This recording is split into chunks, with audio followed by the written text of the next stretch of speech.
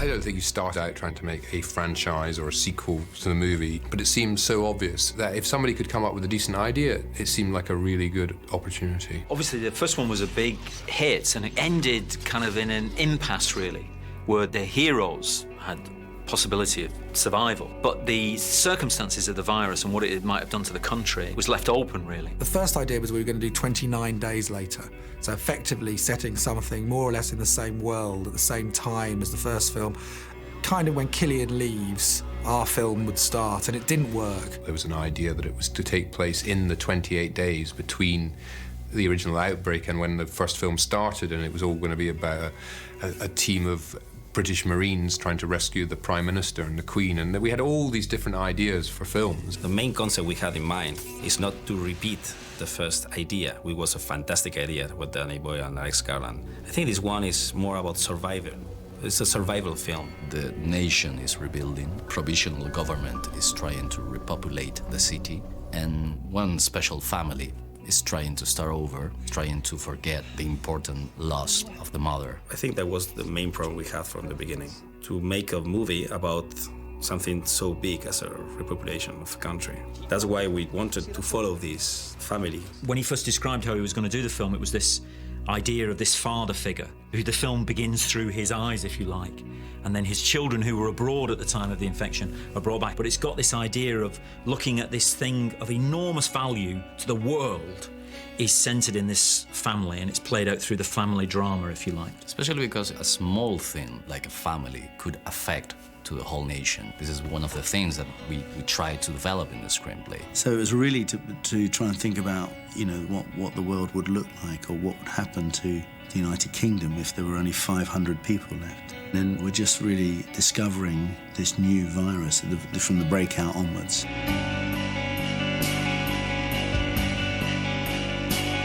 The principle of the virus, the idea of the virus, is something that we all dread and fear, and that has a hold over everyone, really, about how things could spread. They were complaining last night about they were not stockpiling enough stuff for a flu epidemic. So it's in the public's consciousness, this worry about viruses, this silent kind of killer that will take us out in a stroke, really. We tried to make the film based in sort of realism. They have this incredibly big, slightly unbelievable concept that there is a virus that can infect you in 20 seconds and makes you a rage-filled sort of monster-killing machine, which is, you know, unbelievable, really. But we try to make that high concept believable within the world. Infection is taking over your body, and you lose your control, absolutely. In a way, you're death. You're acting, you're moving, you're trying to survive, but you're in another side of the world. You're out totally, and the rage is dominating you. And I love the idea about rage. Rage is a feeling that you can see and you can feel in our world. That's the main idea about the infection, because the infection is rage, and rage is a feeling that you could understand very well. The way it moves on is that there's an immunity. There's a boy who's the central character who carries an immunity to the virus. And so he's priceless, you know, beyond value. But it also means that he is a carrier as well. So it's very much a double-edged sword. And Juan Carlos was always very keen to explore that through a family situation, through the microcosm of a family. The mother is coming back to this world, but she's bringing something new, but something danger at the same time. She's a carrier, which means she's immune to the infection, but at the same time she has the virus inside. It's an evolution of the virus. And it's an interesting thing again, because it's sort of based on some kind of fact. With, you know, serious blood diseases like AIDS, some people can become immune to it. And that's how we sort of based it on. One of the first things Juan Carlos said to me, what I thought was quite interesting, he said that I really feel for the infected.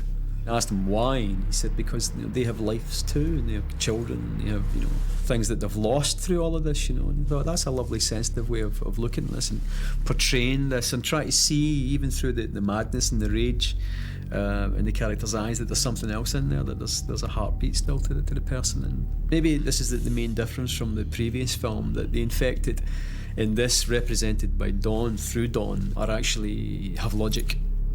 and he's still a person, you know, deep down inside, and he's still got some kind of desire to track his children. That is bringing them back towards him and keeping that little family unit. So even though it's crazy and it's mucked up, it's a strange kind of logic that runs through The Infected this time.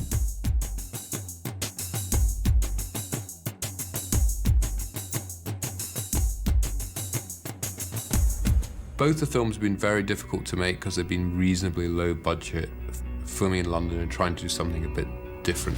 There've been a lot of railways, undergrounds, major sites, gas attacks, helicopters falling apart. It's been really difficult, but luckily the production team have done a fantastic job. Juan Carlos and Enrique wanted to find a Spanish-speaking cameraman, and it came up with Enrique Chediak. He was really energetic, positive, had really great ideas about how to doing the day for night. A lot of the film had to be shot day for night because of shooting at night. All the lights are on in London. We couldn't turn all the lights off because the lights should be off, obviously, in a post-apocalyptic city. And I think he's been really fundamental, you know, part of the team. And, you know, the three Latin producer, cameraman and director really have been the heart of making the film. There are also parts where we're going through, you know, Regent Park and all these areas of London where, you know, there's nobody. And that was kind of cool, man. You know, we're shooting a Sunday morning and we're walking around bloody and there's no one in the streets. And it's actually it was really kind of cool, kind of powerful. England is a virtue of the weather. You know, it's kind of like, can be bleak. And then you look, you know, that the buildings are shut down and, you know, and there's nobody on the streets. That's pretty, it's pretty scary. People fly into City Airport and then they take the DLR, which is a raised, secured train from City Airport into Canary Wharf. And they then live inside the tower blocks of Canary Wharf, so until such time as they would then be allowed to go back. They chose that place to set up the beginning of a new world or new London. And in a way, visually, for us, we thought it was quite interesting because in the last film, you see old London, which is like sort of the city and those sort of classic places. And so we thought, actually, to start this world, it would be quite nice if it was like a sort of clean new world. And they use this as a Garden of Eden that they can start again from with a few thousand people and slowly spread out into the country and repopulate the country. So you've got this wonderful visual stuff at the beginning of them. You see them beginning to clean up the mess, that there's this terrible mess that's been left. And then there's optimism that they can start again and get things going again.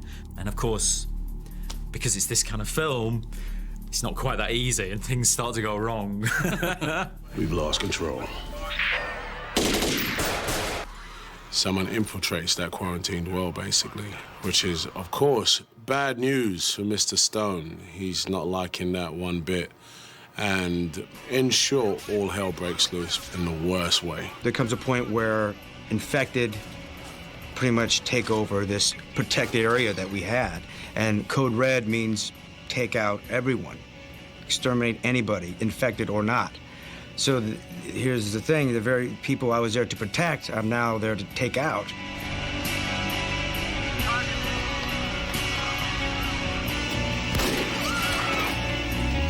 The casting of this film was all about the family, the central family. And it was all about finding two kids and the father and the mother. And then we also had to cast an American side. We started with the kids, really, because they took the longest time, because you have to find them. A lot of searching in schools and stuff, and we found this great kid, Mac McIntosh. He delivers in the story, you know, this unique feeling. His family is completely cursed, but at the same time, he has two sides. He has the dark side and the bright side. It was a little bit easier for Tammy because she was 16, 17, so we were able to find people who had done a little bit of work, had some sort of history. And Imogen Poots had been in the film V for Vendetta, and she'd done some modeling, and so she sort of, you can go to agencies and you can understand, and she's been absolutely terrific. I think the most memorable would be shooting of my father in Charing Cross Tube Station, because that was really shocking to do that, especially with Robert, and it was just incredible to do it with him. I think that moment when he just falls down is just such a shocking moment that a 17-year-old girl would be capable of doing that to her father. When we got Bobby for it, I was so pleased because he's just such class. Bobby is never, ever bad. He's an amazing actor, an amazing professional, and obviously he understood very well that this was my first work in English, so he helped me a lot with that, and he made the things very easy for me. Catherine McCormack plays his wife and the mother of the children, and she had seen Intacto, and she just wanted to be in the film. Of course, Catherine's such a theatrical background. That's what you want. You want someone. Well, personally, I'm always pleased when I'm working with someone who has that kind of theatrical experience, because it's more about the work and it's about the characters and stuff like that. For the Americans, it was the same. There's a sort of response to the script. There's a response to Juan Carlos as a director of Intacto, and obviously a lot of people loved the original film. I love 28 Days Later and 28 Weeks. I like the script, but as the director, in watching his first movie, Intacto, that really made it even. I think it'll really, really pop, and it'll be have the same similar look, but really, really great feel. Working with Juan Carlos is lovely. He's great. He's very committed to the story, and he's always got time for you. He's very patient, and he's exceedingly polite. I've never met a director who's so kind and polite to everybody. He's very, very democratic and egalitarian, and yeah, he's lovely. He brings just a really fresh visual experience to this film. He's an individual filmmaker, you know. He's not just going to do what the first film did. He's going to bring his individual touch to it, really. And it's got tremendous kind of flair and energy as a film. And it's a highly individual piece of filmmaking. So we were lucky, really, to persuade him to come and do it. Don! Help us! I think this one is more about survivor. It's a survival film. Virus survives at the end, and the main characters always try to survive to the worst of the nightmares. It's something that's so real and so tangible that I mean, it's terrifying. It's all about that survival. It's all about that relentless, intense feeling of how you survive and what would you do if you were in that situation. And it's told by this Spanish guy who a different sensibility on it than you will have seen before. So you hope that you're going to make something that will please the fans, the original, but also people that haven't seen it will still equate to it on a dramatic level.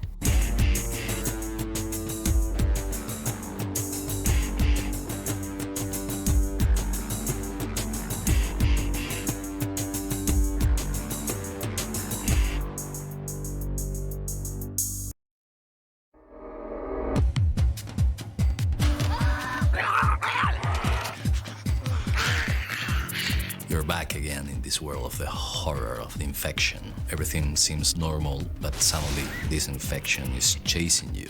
One of the new things in this sequel is, for the first time, you're tracking one infected character, watching how a man is becoming an infected man, and for an instance, you are there with him, feeling that kind of rage and trying to understand what's going on with these infected people. Working with the infected is excellent. They're so dedicated. They're fantastic. They have to run and scream and shout and gurgle blood and stuff constantly. And they never falter and they never wane with their enthusiasm. And they're also incredibly funny. And then I start slamming his head off the floor and then eating him and ripping out his lungs. While we're all waiting around or waiting for the next shot to be set up, you know, there they are covered with blood, you know, having a cigarette or, you know, texting, just chatting. They just look ridiculous. I giggle sometimes. I mean, I'm sure there's many takes during this movie. I'm being chased carrying Scarlett, and the kids are running, and I have these people chasing behind me, and I'm giggling. I have a smile ear to ear, like, God, you're not supposed to be laughing. I'm like, well, come on, it's funny, man. It's like a weird Saturday Night Live skit or something. It's just bizarre. It's so funny. And there was one scene I remember where the infected are all chasing after us through this field just after the helicopter comes down. And we started placing bets on who was going to come first, running in a row. And then they just started to hit the deck because the ground was really, really rough. Like this. It's just, they're so great with their movements, though. I'm a big fan.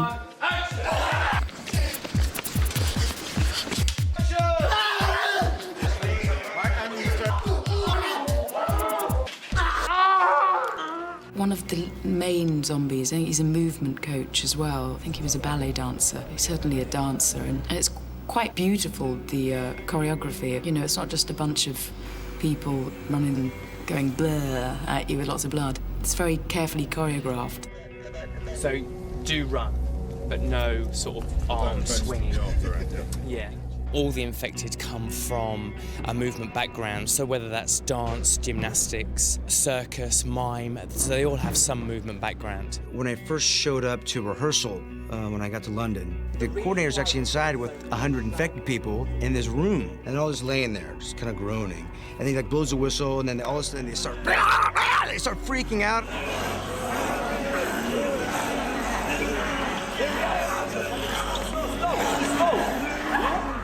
We chose a large group to be infected, and it went to workshops to get them all up to speed with the infection and the movement and what's behind the infection and where it comes from, and so everyone understood, you know, what they were playing and portraying. We are human, but we are infected with 100% rage.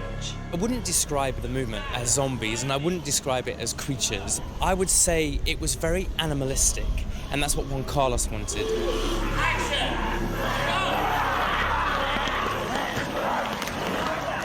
In the first film, there was a certain scene towards the end of the film where one of the soldiers is chained up and is very animalistic, sort of dog-like, almost sort of like a savage Rottweiler or something like that. And that's what he really wanted, and that's how he wanted all the infected to be. Rage. Juan Carlos has mentioned, you know, he wanted the sound to be very like a human growl. Now, obviously, that's interpreted in a lot of different ways, which is great, because then you get those different sounds coming from people. And obviously I'm there to make sure everyone understands the same way, so everyone thinks the same, but has their individual elements to it.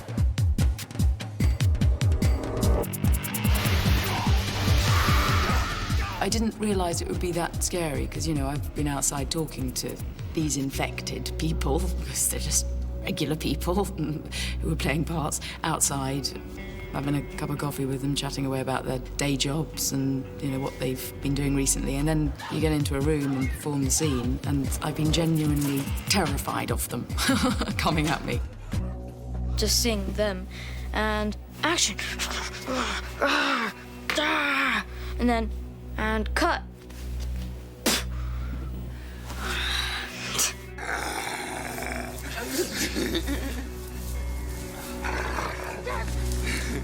I like watching them being made up and everything. It's just so much blood, and it's scary, especially when you're running away from them. Obviously, when they're all made up and in costume, it doesn't seem real, but when you're actually doing it and they're behind you and making the noises, it's really shocking. It's scary stuff. The makeup, you know, when I saw sort of like the bites and the blood and the contact lenses and that, it's amazing. Amazing. You know, they did a really fantastic job. It just looks so real. Action! Head!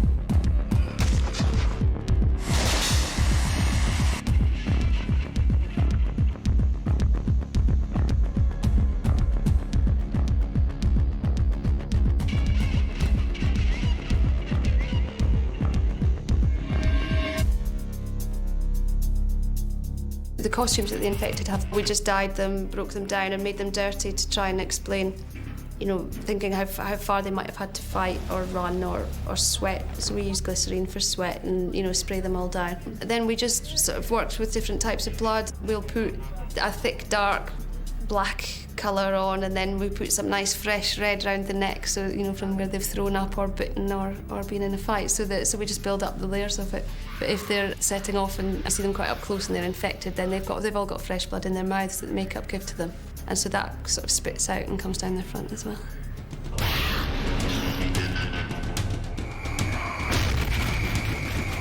Playing an infected person was, I wasn't really looking forward to it, to be honest, because I know that it's difficult, you know, with contact lenses and covered in blood and stuff like that. So you're kind of aware that from the outside that it looks great, you know, but when you're actually doing it, it's hard work, you know.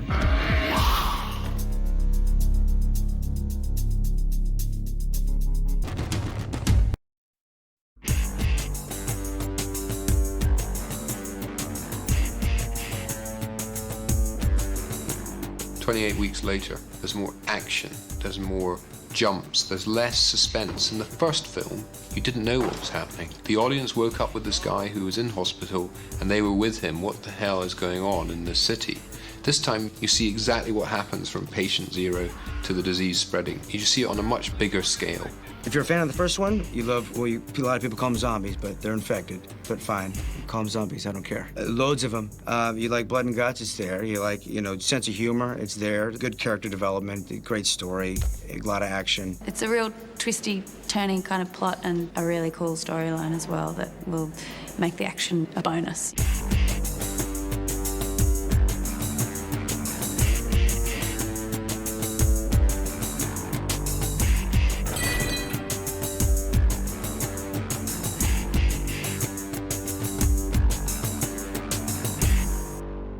The action sequences in the film have been quite exciting to look back at, actually. It's funny, it's one of these things that, of course, you see that in the script. Because I'm an actor's eye rather than a filmmaker's eye, you're not quite sure how that's ever going to turn out. It's been enjoyable, certainly, to take part in them, and as I say, to see them back and see how they all look, and suddenly realising there is partly an action film, It's very physical. Yeah, I find it quite tiring, because constantly trying to build up that fear within a scene. For example, in this film, the infected, the zombies, are constantly attacking. So constantly having to sort of play fear and the energy required for that, take after take. It's really quite exhausting, but it's good fun. It's horrible, I keep saying it. You okay?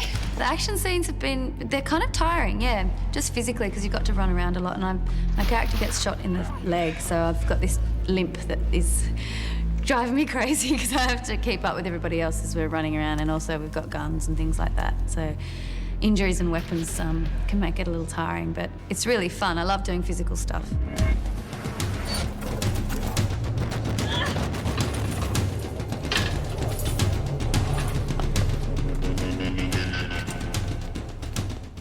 I felt like all we did was run, to be honest, man. All we did, I was sprinting every day, running from the infected, shooting infected.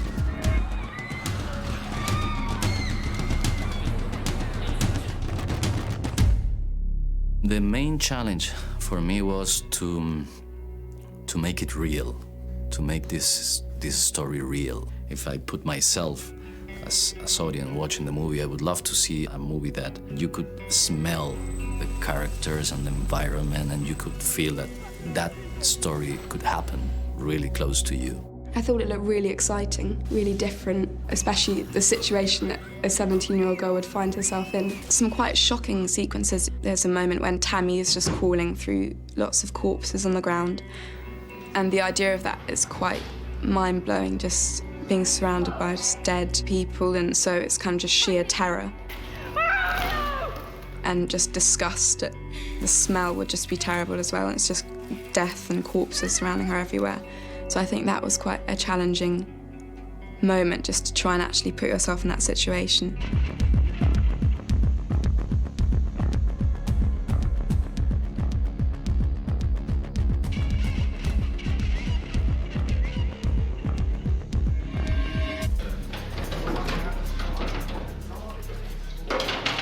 It's a big action film done on a pretty small budget, and a way to achieve a lot of that is realistically, and we've used a lot of handheld camera. I think that's partly because we wanted to look realistic. We wanted to feel sort of believable. That's why I made the movie as a kind of horror documentary. The style of the documentary is delivering, conveying something real. On the other hand, it's so difficult to shoot in that way. You need a lot of cameras, handheld style, and especially in the acting and in the art department, and everything should be linked to that idea. It's the best way that you can face this story about an infection taking over London again. They're being pretty faithful to the guerrilla style that 28 Days was, which made it stand out from your average horror film, So they're keeping that style. Enrique did a lot of handheld. I mean, he got beat up every day. Blood always on the camera. It's always covered in plastic and right in the thick of things. Even Danny Boyle, he did some second unit stuff, got beat up and hurt his shoulder, couldn't do it anymore. Danny Boyle came in to do some of the second unit. He was so enthusiastic and really likes to involve the actor in the process. I thought I'd done some of the best acting I've ever done in my life. That's what Danny achieves time after time. The encouragement and the enthusiasm that he has is just fantastic. And it sounds kind of obvious, but you don't always get that. You don't always get that encouragement from directors, you know. Well done, everyone. Well done, Infected. Thank you very much. Therefore, Juan Carlos trying to go in and fill that is a difficult job, but I think Juan Carlos's humility and humanity and just the way he is as a man, people are warm to him, saying that he's not trying to make any kind of statement here, that he's not trying to make a name for himself in any way. He's there to serve the project like we all are. It's fantastic to see how they're so different. And I think they're both wonderful in both their different ways, you know, whereas Juan Carlos is just very good with human behaviour. For me, it was a big challenge making this movie, especially after the first one, because I think 28 Days Later was a new benchmark in terms of the horror movies, so that was the big challenge for me. When he first described how he was going to do the film, it was this idea of this father figure. The film begins through his eyes, if you like, but it's got this idea of looking at this thing of enormous value to the world is centred in this family, and it's played out through the family drama, if you like. And Juan Carlos Fresnadillo was a great man to hand the baton on to. Thank you, Danny. It's everything I think the first one is, but on crack. There's a lot more action, there's a lot more gore, and hopefully, you know, interesting characters that you want to follow on that journey.